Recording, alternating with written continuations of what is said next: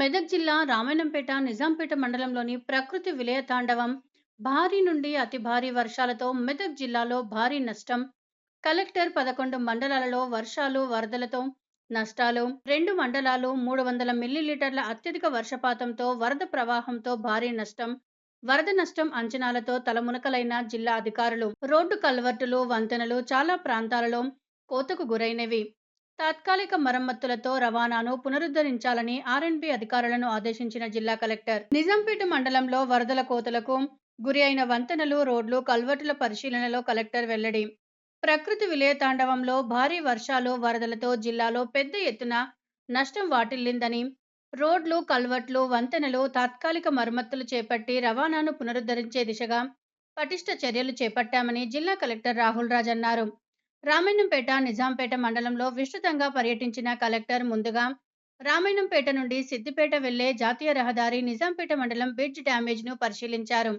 అనంతరం నిజాంపేట మండలం చెల్మెడ గ్రామంలోని ప్రవాహానికి కొట్టుకుపోయిన 2 బ్రిడ్జిలను, నిజాంపేట నుండి నస్కల్ వెళ్లే దారిలో వరద ప్రవాహానికి కొట్టుకుపోయిన పురాతన బ్రిడ్జిలను రెవెన్యూ, ఆర్ఎండ్బి అధికారులతో కలిసి కలెక్టర్ పరిశీలించారు. ప్రజలందరూ కూడా నమస్కారం.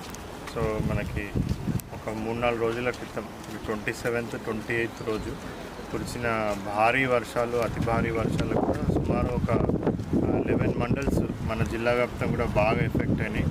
ఒక 2-3 మండల్స్ అయితే మనకి ఆల్మోస్ట్ 200 mm 2 రోజుల వరకు, ఒక మండల్ అయితే 300 mm 2 రోజుల వరకు కూడా మనకి వర్షాలు పడడం జరిగింది. మరి దాంట్లో అంత అతి భారీ వర్షాలు ఒకటేసారి పడడం వల్ల చాలా పెద్ద ఎత్తున మనకి నష్టం అనేది జరిగింది. ఎస్పెషల్లీ ఈ రోడ్స్, కల్వర్ట్స్, కాజ్వేస్, బ్రిడ్జెస్ చాలా ప్లేస్లలో, so R and B roads, PR roads, national highway roads, so A road అని కూడా తేడా లేకుండా కూడా ఎక్కడెక్కడైతే మనకి ఈ ఫ్లోస్ ఉన్నాయో అవన్నీ కూడా ఓవర్ఫ్లో కావడం, ఆ రోడ్ పై నుంచి, బ్రిడ్జ్ పై నుంచి కూడా పోవడం, చాలా పెద్ద ఎత్తున మనకి ఈ ప్రాపర్టీ డ్యామేజ్ అనేది కూడా, ఇన్ఫ్రాస్ట్రక్చర్ డ్యామేజ్ అనేది జరిగింది. ఎస్టిమేట్స్ వేసి మళ్ళీ గవర్నమెంట్కి సబ్మిట్ చేయడం జరుగుతుంది. అదేవిధంగా పంట నష్టానికి సంబంధించి కూడా, సో ఎక్కడెక్కడైతే మనకి వాటర్ ఇన్యుండేషన్ అయిందో, సో ఆ వాటర్లు మునిగిపోయినాయి చాలా ప్లేస్ల పంట. కొన్ని ప్లేస్లో ఫ్లో ఎక్కువ చేసి మొత్తం చెరువు మట్టి అదంతా కూడా, ఇసుక అదంతా కూడా ఇసుక పేటల్లాగా మొత్తము